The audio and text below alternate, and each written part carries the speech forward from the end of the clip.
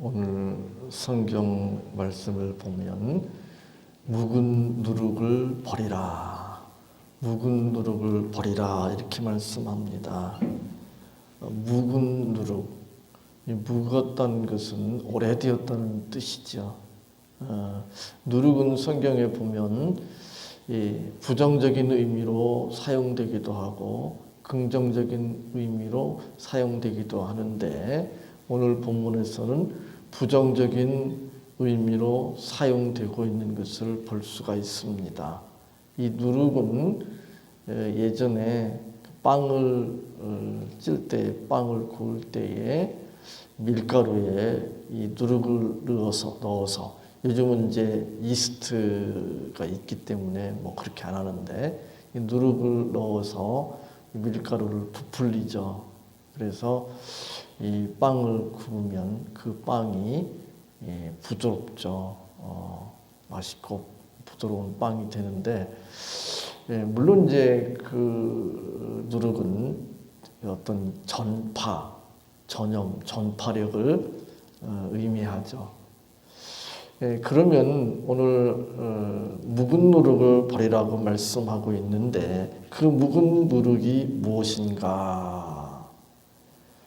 오늘 본문을 보면 이 6절에 이렇게 말씀합니다. 너희의 자랑하는 것이 옳지 아니하도다. 적은 누룩이 온 덩어리에 퍼지는 것을 알지 못하느냐. 이 6절 말씀을 보면 이 묵은 누룩이 무엇을 의미하는가 하면 너희의 자랑하는 것. 그렇죠. 고린도 교회 성도들이 자랑하는 것, 그것을 지금 성경은 묵은 누룩이다 이렇게 표현하고 있습니다. 우리가 지난번에 살펴본 것 같이 그들이 자랑하는 것이 무엇입니까? 고린도 교회 성도들이 자랑하는 것이 무엇입니까? 지금까지 쭉 살펴본 말씀을 우리가 되새겨 보면, 고린도 교회 성도들이 자랑했던 것은 자기가 누구한테 세례받았는가, 또 어떤 은사를 받았는가, 또 어떤 신비 체험을 했는가, 또 그들이 이 신앙에 대해서 가지고 있는 지식이 어떠한가, 뭐 그런 것들이었죠. 그리고 지난주에 살펴본 말씀에서는 부끄럽게도 지금까지 이야기한 것들은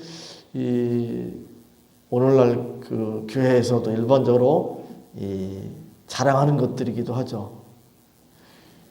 근데 또 하나는 음행이었습니다. 음행이 무슨 자랑이 될 수 있을까? 그러나 오늘날 매스컴을 보면 음행이 자랑이 되고 있잖아요. 그죠? 음행이 자랑이 되고 있습니다. 무슨 음행이 자랑이 되고 있어요. 그건 좀 너무 심한 이야기 아닐까요? 이렇게 생각할지 모르겠습니다. 그러나 음행이라고 하는 것은 이 외적으로 그 배우자 이외의 다른 사람과 이 어떤 성적으로 합당하지 못한 그런 관계를 맺는 것, 이렇게만 생각하면 그렇게 생각할 수 있겠죠. 그러나 이 지난주 수요일에 살펴본 말씀처럼 음행이라고 하는 것은 간음하지 말라, 음행이라고 하는 것은 그 이상의 넓은 의미라는 것을 말씀드렸습니다. 그래서 이 성적으로 불결한 거, 그건 외적으로 뿐만 아니라 마음으로도 그런 것에 대해서 세상이 점점 너그러워졌습니다. 물론 당시에 고린도 교회도 마찬가지였습니다.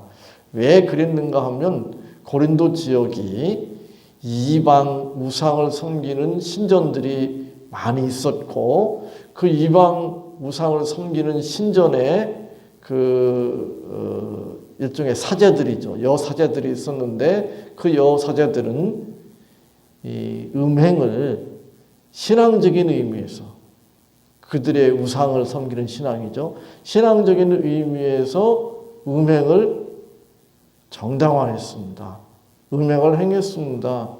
그 음행을 행함으로 그들이 섬기는 우상들이 자극을 받아서 이제 그런 어떤 인간에게 풍성한 풍요를 가져다 줄 것이라고 생각을 했기 때문에 그걸 종교적인 의미로 행하기도 했습니다. 그런데 그뿐만 아니라 항구 도시이기도 했잖아요.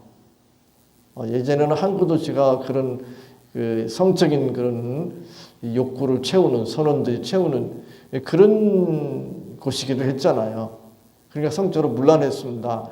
고린도가 이런 지역이었기 때문에 이런 삶에 익숙했어요. 고린도 교회 성도들이 오랜 동안 그런 삶에 익숙해 있었다가 예수님을 믿었습니다. 근데 그 몸에 익숙한 수십 년 동안 또 부모로부터 조상로부터 계속 그런 삶에 익숙해져 있었기 때문에 그런 삶이 죄라고 하는 것에 대해서 그렇게 심각하게 여기지 않았습니다. 그리고 예수 믿은 뒤에도 그걸 알고 그걸 제거하기 위해서 힘쓰고 애써야 되는데 그렇게 하지 못했습니다. 그러다 보니까 어떻게 됐는가 하면 그런 음행을 저지르고도 그것이 오히려 떳떳한 것이 되고 큰 문제가 없는 떳떳한 것이 되고 당연한 것이 되고 그 이상한 것이 아니었습니다.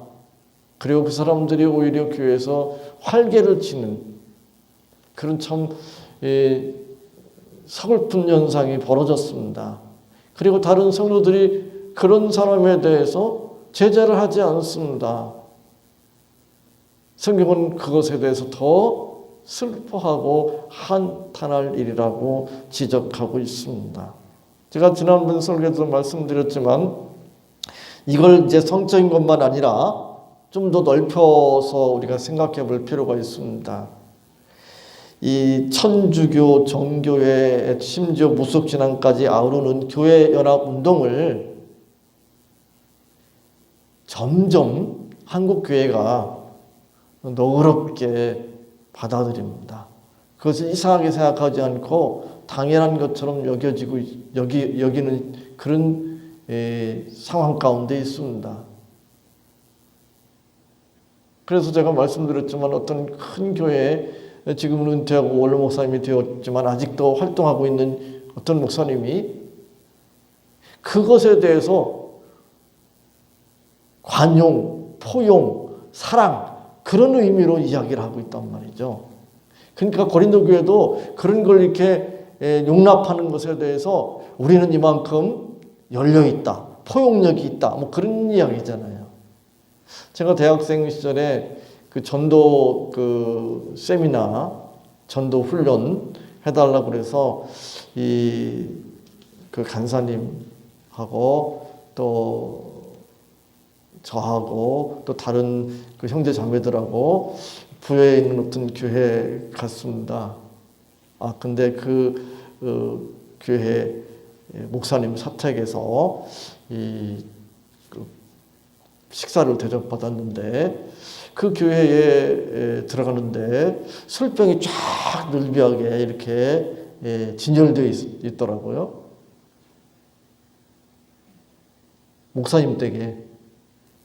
여러분들 우리 집에 왔는데 술병 쫙 진열되어 있으면 좀 이상하게 생각되지 않아요? 그 다음에 그 교회는 중들을 초청해가지고 설법이죠, 설법. 우리는 설교라고 하는데 설법을 듣고 그런다 합니다. 근데 그 목사님이 그거를 부끄럽게 이야기하는 게 아니라 자랑스럽게 이야기하더라고요. 그러면서 우리는 이렇게 포용력이 있다고. 저는 그 시절에 진짜 충격받았어요. 와, 어떻게 이럴 수 있을까? 이게 바로 묵은 누룩입니다. 묵은 누룩. 세상은 이렇게 관용하고 포용하고 용납하는 것에 대해서 좋게 이야기하잖아요. 그렇잖아요. 그런 사람은 큰 사람이라고 그러잖아요. 묵은 누룩입니다. 그건 세상 사람들의 생각입니다. 또 이 그 전도 훈련 그 집회를 끝나고 이 두 명 식작을 지어서 이 전도하러 나갔습니다. 아 근데 제가 그 교회 목사님하고 짝이 됐어요. 그래 그 둘이 전도하러 가는 거예요. 부여 시내에. 근데 지금은 이제 그게 좀 잘 안 되는데 축구 전도라고 그러잖아요. 각 집마다 들어가서 이제 전도하는 거예요. 근데 그 목사님이 저하고 같이 가는데 저 나이가 훨씬 많잖아요. 그리고 목사님이잖아요. 그리고 제 입장에서는 목사님 그러면 이렇게 우러러볼 그런 입장인데 그 아까 술병 때문에 또 뭐 중들을 초청해가지고 설법 듣는다는 것 때문에도 이제 실망했지만 전도하면서 더 실망했습니다. 뭐냐면 그 목사님 말 전도를 해도 이왕이면 부자한테 전도해야 된다. 그래서 큰 집, 대문 큰 집, 건물 큰 집만 골라서 갔어요. 왜냐하면 그런 사람을 전도해야 이 헌금도 많이 할 수 있고, 그래서 교회가 이렇게 좀 이 건물도 크게 질 수 있고 교회가 이렇게 잘 될 수 있다는 거예요. 이게 묵은 누룩이 있잖아요. 세상 사람들은 그렇게 생각하잖아요. 그죠? 여러분 세상에서는 어떻게 돼요? 사람을 사귀더라도 어떤 사람 사귀어야 돼요? 나한테 좀 도움을 줄 수 있는 사람, 그죠? 돈도 좀 있고 권력도 있고, 그죠? 그래서 이 세상적으로 지혜로운 사람들은 그걸 잘 판단해가지고 이 사람하고 이렇게 가까이 사귀면 내가 출세하는데 내가 성공하는데 도움이 되겠다. 이런 사람들 다 잘 이렇게 판단해가지고 그렇게 하잖아요, 그죠? 그 세상 사람들이잖아요. 우리 그렇게 하면 안 되잖아요. 제가 어제 저희 대학 시절에 함께 신앙생활했던 동기들을 만나가지고 이런저런 소식들을 들었어요. 물론 동기들 소식뿐만 아니라 이 후배들 소식들도 이렇게 듣고 했어요. 그러면서 제가 이제 느낀 게 뭐냐면 세상적으로 그렇게 지혜롭게 이렇게 대학생 때부터 이렇게 했던 그 후배들, 동기들 후배들, 물론 어제 모인 동기가 아닌 다른 학창 시절의 그 동기들이 역시 출세했다는 걸 확인했습니다. 그죠? 세상적으로 그렇습니다. 근데 교회 안에서도 자꾸 그러려고 그러잖아요. 전에 말씀드렸지만 정치하는 사람들, 사업하는 사람들 교회 가려서 가잖아요. 뭘 가립니까? 그 교회에 가서 어떤 교회에 가야 자기가 정치적으로 또는 사업적으로 도움을 받을까, 유익할까 이런 거 생각하면서 교회 다니잖아요.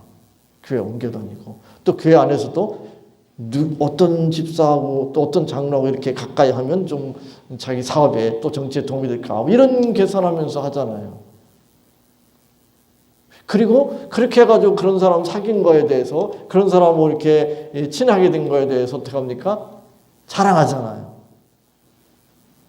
이게 묵은 누룩입니다. 고린도 교회가 그랬어요. 그럼 가만히 생각해 보세요. 세상하고 뭐가 차이가 있습니까? 세상하고 똑같잖아요. 세상 사람들 그렇게 살잖아요. 근데 교회 안에서 성도들이 그렇게 살아요? 그럼 잘못된 거잖아요. 우리 주변에 이런 일들이 비일비재합니다. 우리는 이런 묵은 누룩, 낡은 죄성, 이 세상적인 사고방식과 가치관과 삶의 습성들, 그것이 우리 몸에 깊숙이 배어 있어요. 그걸 우리가 알아야 돼요. 그리고 그것을 제거하기 위해서 힘쓰고 노력해야 돼요. 제가 설교할 때 여러분들이 좀 유의해야 될 것은 제가 막 그런 사람들 막 비난하고 정죄하려고 이렇게 그런 의도 가지고 이야기하는 게 아니에요. 우리도 마찬가지예요. 그런 유혹이 자꾸 있는 거예요. 그잖아요. 그런 유혹이 있잖아요.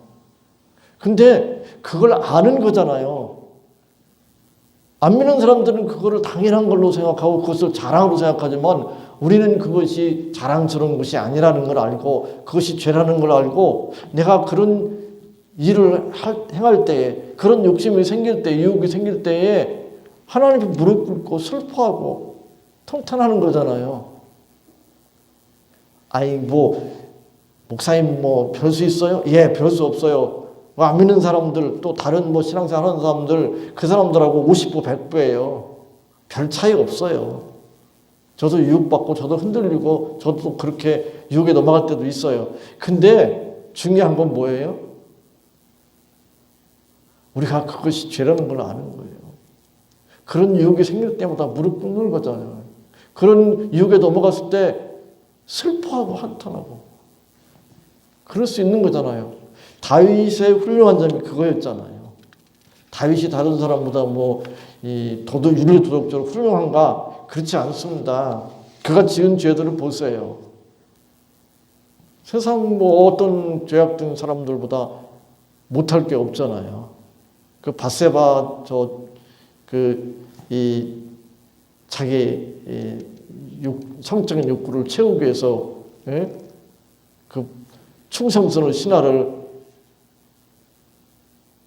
전쟁터에 죽음으로 몰아넣는 거 보세요.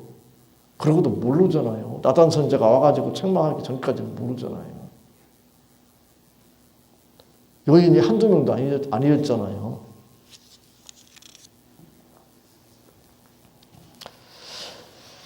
이 세상에서 우리가 지금까지 살아온 사고방식, 또 가치관, 그리고 우리를 둘러싸고 있는 수많은 사람들의 그 세상적인 가치관과 사고방식, 그 가운데 우리는 그 사고방식과 가치관들이 묵은 누룩이라고 하는 것은, 악한 것이라고 하는 것을, 죄된 것이라고 하는 것을 알아야 됩니다. 계속 그것이 우리를 발목 잡고 우리를 유혹합니다. 그것이 정당하다고 말합니다. 근데 우리는 그것을 분별하고 그것을 뿌리쳐야 합니다. 제거해야 됩니다. 근데 우리의 힘으로는 부족합니다. 그걸 역부족이라고 하는 표현을 쓰잖아요. 역부족이에요. 우리의 힘으로는 부족합니다. 하나님의 도우심이 없이는 어떻게 할 수가 없어요. 그래서 우리가 엎드릴 수밖에 없습니다. 기도할 수밖에 없습니다. 우리가 기도해야 할 이유가 여러 가지가 있을 것입니다. 하나님, 우리 지금 코로나 바이러스 때문에 참 불편하고 힘들어요. 어려워요. 하나님, 코로나 바이러스를 빨리 퇴치시켜 주세요. 물론 우리가 기도해야 될 이유입니다. 근데 다른 나라에서 그런 이야기 합니다. 한국은 코로나 바이러스를 언제쯤 퇴치할 수 있을까? 내년 가야 된답니다. 올해는 불가능하답니다. 정부에서는 11월 달에 될 것 같다고 그러는데 외국에서는 그렇게 이야기하지 않습니다. 근데 우리나라에서 이야기하는 것보다 외국에서 이야기하는 게 더 믿을만 합니다. 왜냐하면 원하는 대로 계획대로 100% 완벽하게 진행이 되어야 가능합니다. 그리고 변이 바이러스가 그 현재 상태에서 더 이상 확대되지 않아야 됩니다. 그러니까 최상의 경우에 11월 정도에 이 코로나 바이러스가 어느 정도 이렇게 정식될 수 있는 거예요. 그러니까 그거는 가장 완벽하고 이상적인 경우예요. 근데 그런 경우라는 건 없습니다, 세상에. 그러니까 올해도 역시 코로나 바이러스와 함께 살아야 되는 상황입니다. 우리가 그걸 위해서 물론 기도해야 되죠. 그러나 더 중요한 기도가 있습니다. 더 시급한 기도가 있습니다. 그것이 무엇인가요? 그것은 묵은 누룩을 제거하는 일입니다. 고린도 교회 성도들은 그들이 받은 세례, 은사, 신비, 체험, 지식 등으로 자신들이 영적으로 수준 높은 위치에 있다고 착각하면서 자족할 뿐만 아니라 자랑하고, 그래서 성경에서는 교만하다고 표현하고 있습니다. 물론 그 내용 가운데는 음행에 관한 것까지도 포함되어 있습니다. 음행을 행하면서 그것을 용납하면서 그것이 마치 너그러운 것 같이, 자기들이 포용력이 있는 것 같이 생각하면서 그걸 자랑합니다. 제가 앞에 말씀드린 것 같이 교회 연합운동 하면서 그냥 다 용납하고 포용하면서 그게 마치 믿음이 좋은 것 같이 자랑하는, 그 뭘로 그러는 거잖아요. 모르고.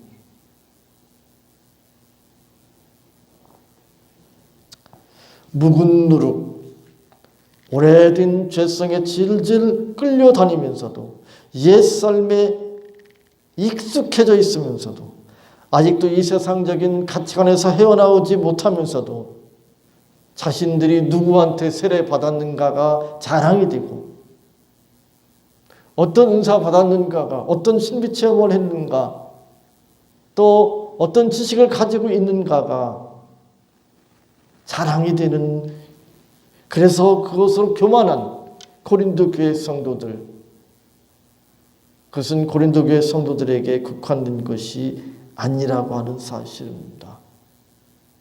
그들에게 국한된 이야기로 끝날 것 같으면 성경 말씀으로 우리에게 의미가 없겠죠. 우리도 여기에서 자유롭지 못합니다. 7절에 이렇게 말씀합니다. 너희는 누룩 없는 자인데 새 덩어리가 되기 위하여 묵은 누룩을 내어 버리라. 우리의 유월절 양 곧 그리스도께서 희생이 되셨느니라 라고 말씀합니다. 우리를 그 묵은 누룩에서, 그 죄에서 구원하시기 위해서, 그리고 우리를 거룩하게 하시기 위해서, 새 덩어리가 되게 하시기 위해서 유월절 어린 양으로 예수님께서 십자가에 희생되셨습니다. 이사야 53장 5절로 6절에 이렇게 말씀합니다. 그가 찔림은 우리의 허물을 인하며 그가 상함은 우리의 죄악을 인함이라. 그가 징계를 받음으로 우리가 평화를 누리고 그가 채찍에 맞음으로 우리가 나음을 입었도다. 우리는 다 양 같아서 그릇 행하여 각기 제 길로 갔거늘 여호와께서는 우리 무리의 죄악을 그에게 담당시키셨도다. 우리 무리의 죄악을 예수님께 담당시키셨습니다. 그런데도 불구하고 우리가 여전히 죄 가운데 머물러 있다면, 묵은 누룩을 제거하지 못하고 있다면 하나님의 책망을 피할 수 없을 것입니다. 8절에 이렇게 말씀합니다. 이러므로 우리가 명절을 지키되 묵은 누룩도 말고 괴악하고 악독한 누룩도 말고 오직 순전함과 진실함에 누룩 없는 떡으로 하자라고 말씀합니다. 이스라엘 백성들이 애굽에서 나올 때에 하나님께서 이스라엘 백성들에게 유월절을 지키라고 말씀하셨습니다. 묵은 누룩을 다 버리라고 말씀하셨습니다. 이 말씀이 무슨 뜻일까요? 이스라엘 백성들이 430년 동안 애굽에서 살았습니다. 애굽에서 살면서 애굽 사람들의 습성, 그들의 생각과 사고방식, 그들의 가치관을, 그들의 문화를 알게 모르게 하나하나 몸에 습득한 거잖아요. 이제 그 애국을 떠납니다. 그냥 몸만 애국을 떠나면 되는 게 아니에요. 묵은 누룩을 제거해야 돼요. 애굽에서의 모든 죄악된 습성들을 다 버려야 된단 말이죠. 우리가 예수님을 믿습니다. 그것은 출애굽이라고 말할 수 있습니다. 몸만 교회에 왔다 갔다 하는 것이 아니라, 몸만 예배에 참석하는 것이 아니라 옛 습성, 세상에 살면서 우리 몸에 익숙해진 그 죄악된 습성들을, 그 묵은 누룩을 다 제거해야 합니다. 이 세상에서 모든 죄악되고 세속적인 사고방식과 삶의 방식과 습관들을 버려야 합니다. 묵은 누룩으로, 괴악하고 악독한 누룩으로 신앙생활해서는 안 됩니다. 성경은 우리에게 오직 순전함과 진실함에 누룩 없는 떡으로 신앙생활하라고 말씀하고 있습니다. 오늘날 교회는 한국교회도 예외는 아닙니다. 고린도 교회 성도들의 모습과 별다르지 않습니다.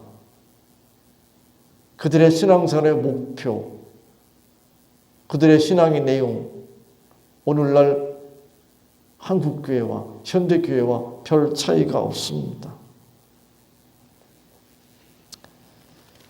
제가 제일 답답한 것이 신앙을 통해서, 신앙생활을 통해서, 교회를 다니는 것을 통해서 세상 사람들이 원하는 그런 거 있잖아요. 인간들이 공통적으로 원하는 거 있잖아요. 그것을 신앙을 통해서 얻어내려고 하는. 아니거든요. 신앙생활을 통해서 세상 사람들이 추구하는 그런 그 성공, 세상 사람들이 추구하는 건강하고 또 부유하게 사는 것, 그걸 신앙생활을 통해서 추구하겠다는 거잖아요. 한국교회가 지금 그런 모습이잖아요. 한번 들어보세요. 간증들 들어보세요. 참 답답합니다. 왜 이렇게 왜곡되었을까요? 그리고 그렇게 해서 세상적인 어떤 것을 이루었을 때 하나님이 나한테 복을 주셔서 그리고 자랑하고 있어요. 그것이 당연한 것처럼 생각합니다. 전혀 부끄럽게 생각하지 않고 있습니다. 왜 그렇게 되었을까? 신앙이 무엇인지 잘 몰라서 그렇습니다. 오늘 본문은 분명하게 그것이 아니라고 말씀합니다. 신앙생활은 묵은 누룩을 제거하는 싸움입니다. 지금까지 살아온 삶의 그 세상적인 사고방식과 습성들이 얼마나 괴악하고 악한 누룩인가를 알고 그것을 버리는 싸움. 그것이 신앙생활이라고 말할 수 있습니다. 신앙생활은 우리가 얼마나 순전하고 진실한 삶을 사는가의 싸움이라고 말할 수 있습니다. 로마서 6장 12절로 13절은 이렇게 말씀합니다.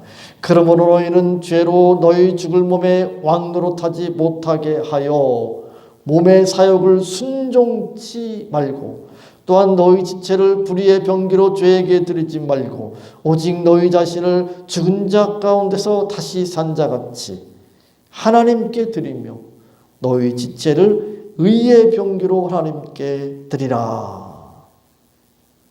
그렇습니다. 몸의 사욕을 순종치 말아야 합니다. 우리의 지체를 불의의 병기로 죄에게 드리지 말아야 합니다. 우리의 삶을, 우리의 몸을 하나님께 드려야 합니다.